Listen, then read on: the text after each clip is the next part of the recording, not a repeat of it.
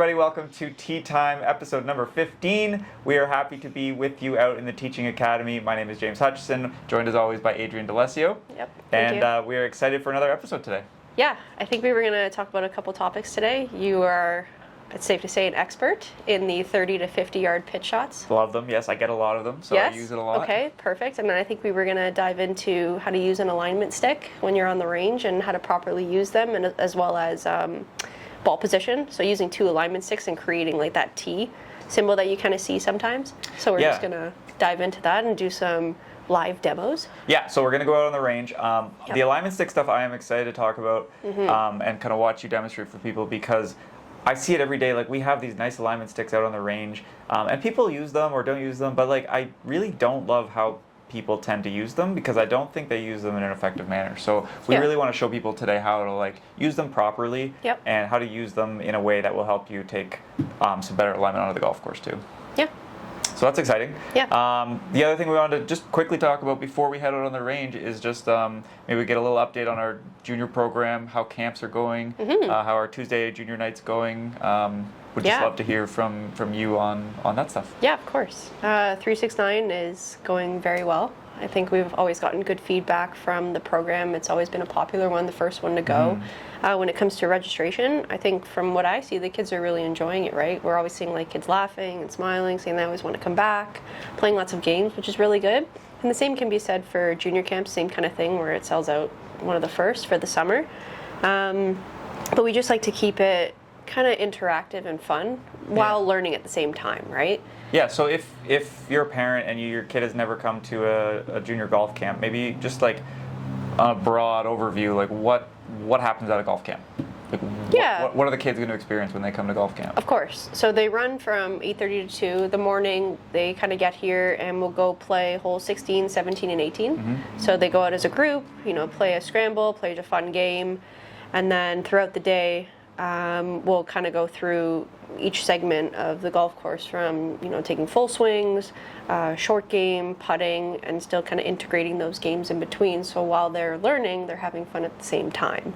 Yeah, so it's like a little practice on a skill, and then it's try to apply it in a game type thing. Come back, we're going to play a game now. Here's how you play, and then we obviously keep it friendly and fun. We have first, second, and third, but at the end of the day, as long as everyone's having fun and they're all enjoying it, that's all that really matters. Cool. And then maybe tell me about Golf Camp Olympics that we do on the last day. Ooh, yes.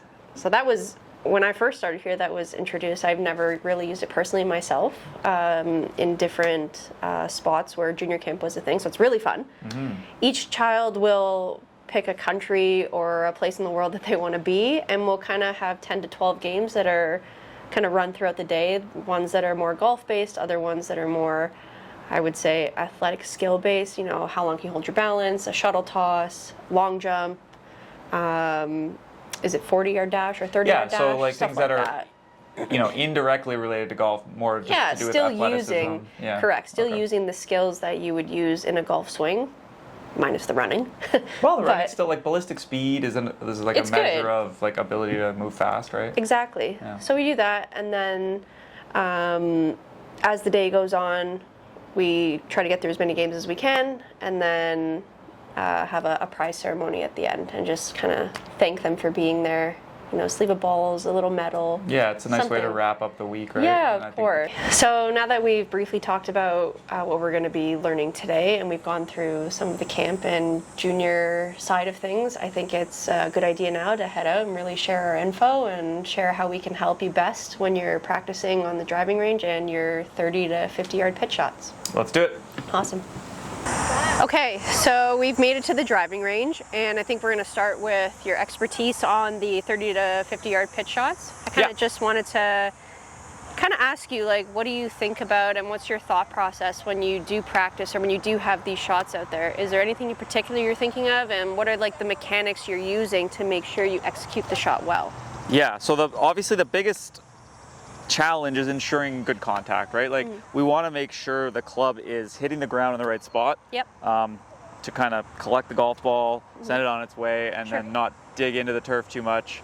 So really, like, when I approach a shot, that's any partial shot, but especially this kind of 30 to 50, I'm really taking practice swings to try to feel that club kind of bottoming in the right spot. Okay. Right? So not every lie is nice and flat like this. Sure. So it's really important to make sure you can land the club in the right spot. And if you can't, make some adjustments to make sure that club is hitting where you want it to, right? For sure. So if it's an uphill lie, you might have to put the ball back in your stance. You might have to change your posture a little bit. There's tons of stuff you might have to do depending on the terrain or Sure. the type of grass you're in or whatever. Yeah. So once I figure out if I can kind of hit the ground in the right spot, I'm really just trying to like flow. Like I see a lot of people get really arms based and like kind of lock up their body, think that they have Yeah. to stay really still. But on a shot of this length, like technique is not as important as just being fluid and having good tempo. Okay. I think in my mind. Yep. You know, obviously the better your technique, the better chances for a good shot. Sure. But even if your technique is not perfect, if you just tap into that like athletic side of your brain, Yeah. let your body flow, don't get too tense. You know, it's a pretty short shot, so like, you know, you should have a decent amount of success Sure. if you can do that. So Definitely. just a couple things I like to think of in my setup Yeah. is I like to be really narrow Okay. because that helps the club, again, hit kind of more between my feet. Okay. I like to choke up a little bit. Okay. That just gets me a little steeper Yeah. so that I don't catch the ground before the ball. Okay. And yeah, like if I want to hit it up a little higher, I'm going to open the face just a smidge Sure. there. Yeah. And you can see my ball position's pretty neutral, pretty in the middle.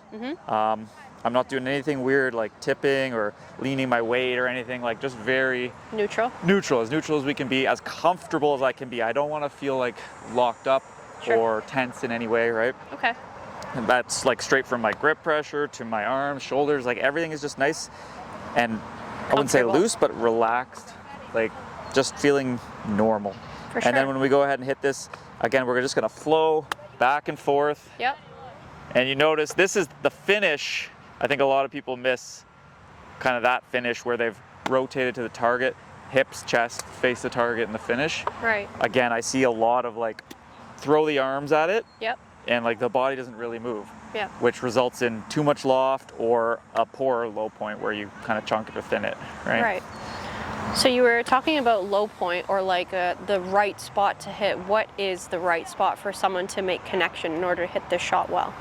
Well, wherever you put the ball, right? So Right. like if my ball position is back here, then I need to hit the ground by my back foot. Yep. If I want to throw the ball up there to hit it higher, then I need to hit the ground closer to my front foot. Right. If it's just a standard pitch shot, like Yep. middle or like a hair forward of middle is great. And then yeah, if I just let it flow and I rotate to my finish, the club should bottom out kind of Where it's at the middle of your stance. It's always going to bottom out where your center of gravity is, right? So sure. as long as you're not leaning back, your center of gravity is like kind of where your sternum In the is. middle. So Yep. that's basically right between your feet, as long as you're standing up normally, right? Right. You're not leaning one way or the other. Right. Yeah. So Okay. I'll hit a few more if people want to see, but Yeah. you know,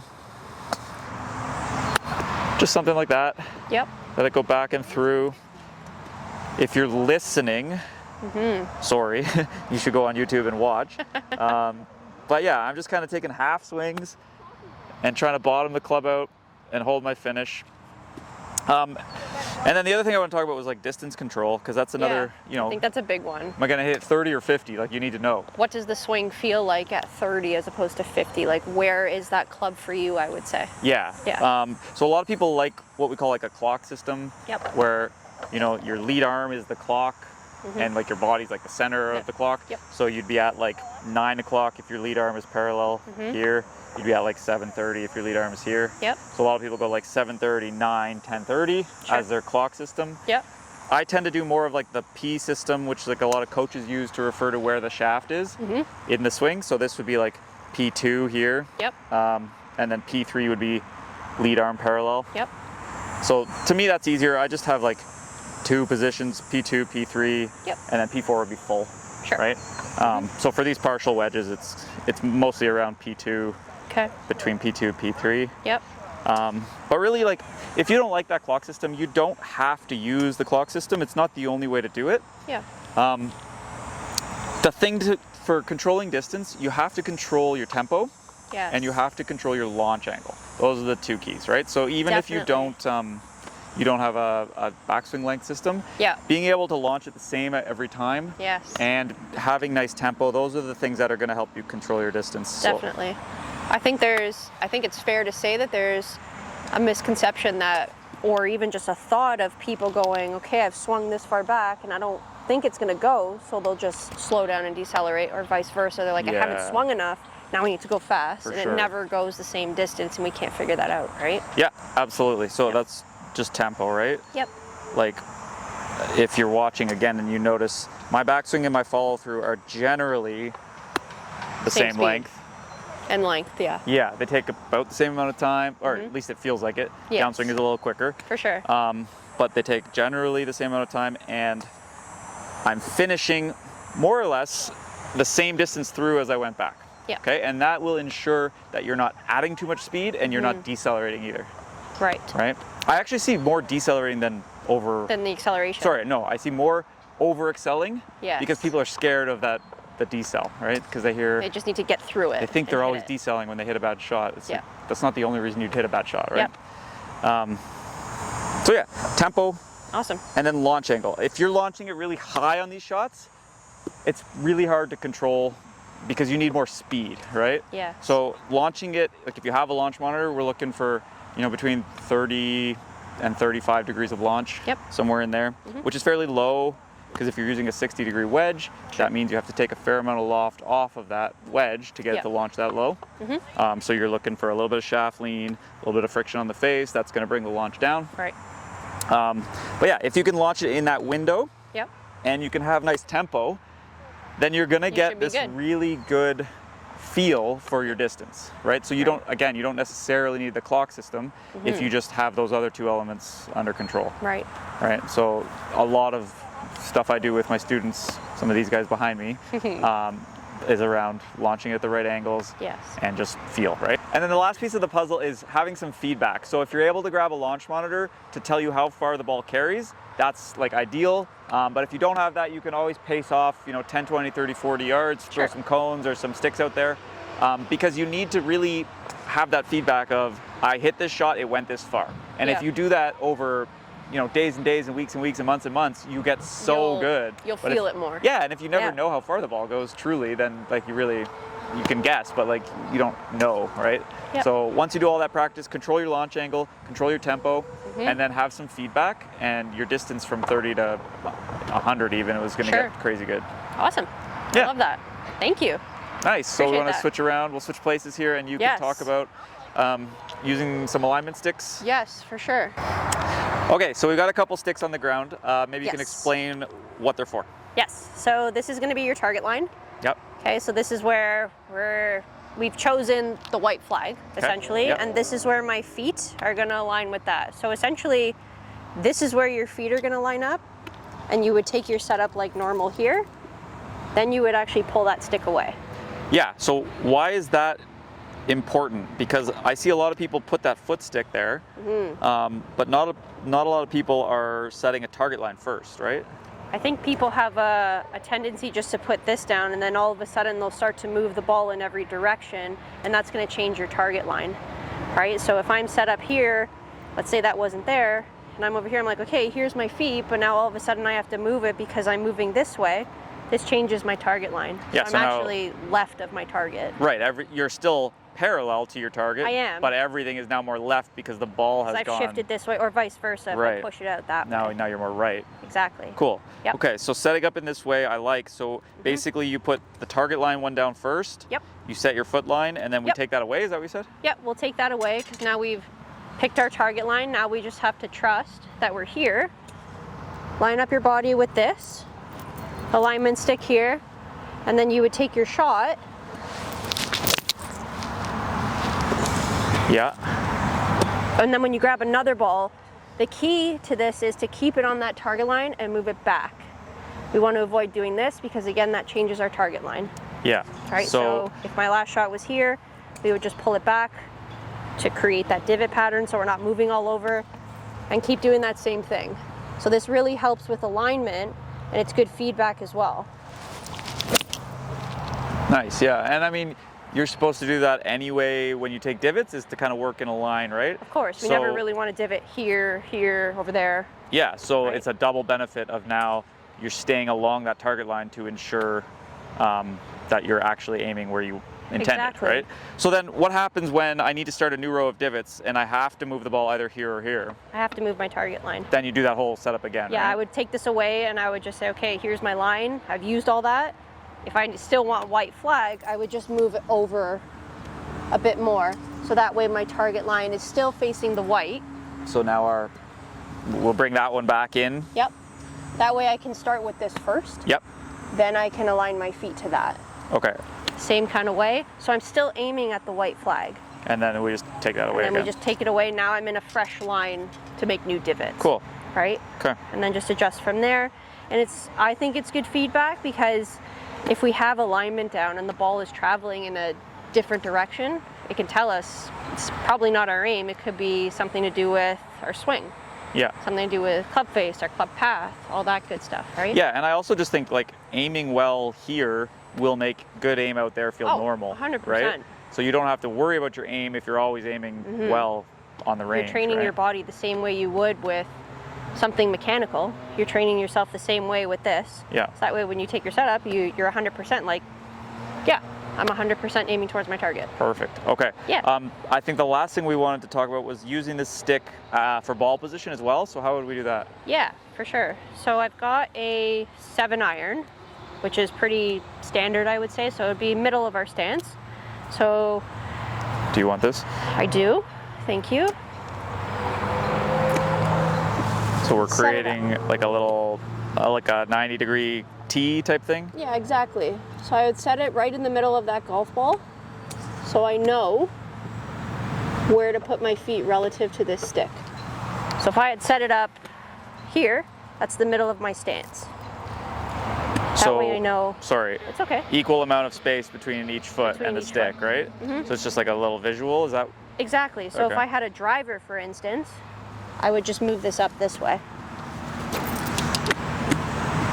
Yeah. So show me a driver setup. Yep. The ball would be. More forward in my stance. Do we always want the ball across from the stick? It's better for visual Yeah, okay. reference, for sure. Rather than moving the ball, move yourself and the stick. Move myself, yeah, Okay. because when you're playing golf, you can't move that, right? Yeah. So you just start with the stick on the inside of my left heel, and then the right one away from there. Right. So there's your driver setup. Yep. And Cool. then your wedges, again, the same thing. You can pull it back, and then just favor more of your back foot. But typically with these kinds of shots, if they start to, get a little bit smaller, you don't really necessarily need this, but if it helps with ball position so you can understand, this is more of my lob wedge or more of my sand wedge and I'm trying to hit that shot, it's still helpful in that sense, right? Yeah. Or even if you're working on like a knockdown shot. Yeah, different kinds of shots for sure. Cool. Ball position can definitely change what the ball does in the air. What Yeah, it does, so- like curving, up and down. Curving, up and down. Down, curving, Yeah. yeah. So if you move the ball position further back, how does that affect the curve? Like I know most people would know that it makes it go lower For sure. when you move the ball 'Cause you're back. Compressing it more, you're de-lofting the club more. In Yep. terms of the curve, for a righty, Yeah. more right to left because you're coming in more from the inside this way. Right, you're catching it a little earlier Yeah. in the swing. So typically, when you swing down, because it's behind you, and we haven't fully brought the club through, you're going to swing out to the right and promote more of the right to left ball flight. Okay, and then vice versa, if you move that ball position forward, we know that's probably going to make it go a little higher, but what is it going to do to the curve? The opposite, left to right. Okay, so yeah, you're going to hit it later in the swing. Yep. Because we're here, The club is we releasing a little tilt bit this more. way, Yeah. which affects the club face. So higher ball flight, more of a fade bias swing, we can call it. Yeah, okay. So assuming, let's say you were like a golfing robot and you had a dead neutral path Ah. and a dead square face. That'd be nice. By moving the ball position up, you're going to create a pull fade. By moving the ball position back, you're going to create a push draw. Push draw. Right? Yep. As well as changing the heights, For sure. right? So More forward, higher ball flight, further back, bit of a lower ball flight. nice. Yeah. Cool. Awesome. Okay. Hopefully that's helpful, and hopefully this is a good way to use these now, right? So we understand more that this is what we do when we use the alignment sticks. It's not just throwing a stick down and you're like, okay, yeah, my toes are good, but what about where the club is pointing, right? Like your toes could be there, but the club, because you've moved it over there, you're hitting over here now and you're like, well, it went right, but my toes are pointing where the white flag was. Yeah, essentially you created a new target line that was right of the target or left of the target. Yeah, so I find that if you can really figure out where you're aiming, that can kind of help with the feedback portion of it, right? Like some people assume like, yeah, I'm aiming over there, but the ball's over here, and they think my feet were pointing there, but now your target line changed. So they think, oh, I hit a push, or I hit a slice, or whatever direction it went. But it could just be something simple as aim, right? So really using these tools to help you when you're practicing can be super beneficial. For sure. Yeah, that's awesome. I do also just think, generally speaking, when you're practicing, try to be diligent with whatever you're setting up for feedback or for a drill, right? Like, I find a lot of, if you look at tour players when they practice, they are very diligent. They need stuff set up properly. Don't just come in here willy-nilly, throw a stick down and think it's going to help you, right? Yeah, like sure. You have to take the time, if we're talking about using alignment sticks, take the time to set them up properly. And if they get knocked, or if you need to start a new divot line, again, take the time to fix it so that it is actually giving you the correct feedback that you're looking for. 100%. Couldn't agree more. Cool. Okay. So we got to do this more. Alignment sticks. We got some pitch shots for you guys. Yep. If you have any questions about any of this, as always, reach out to Coach Adrienne or to myself. We're happy to go in depth into any of these topics because we're golf nerds and we like talking about this stuff. Yes. So we hope you enjoyed guys. this episode. Thank you. Yes. And we will see you all next time.